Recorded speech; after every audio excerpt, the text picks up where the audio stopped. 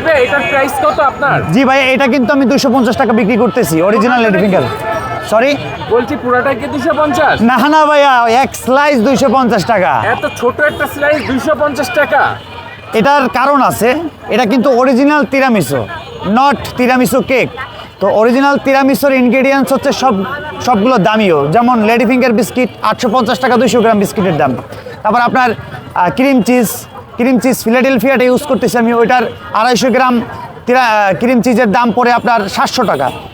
আর এইটা কিন্তু আপনার প্রায় 400 গ্রামের উপরে ক্রিম চিজ ইউজ করা। সো এখানে আমি বিক্রি করতেছি টোটাল হচ্ছে আপনার 12 স্লাইস 2400 টাকা। আমার প্রায় খরচই পড়ে যায় ক্রিম টিরিম সহ, এই স্ট্রবেরি সব মিলে খরচই পড়ে যায় প্রায় আপনার 1900 থেকে 1950 টাকা।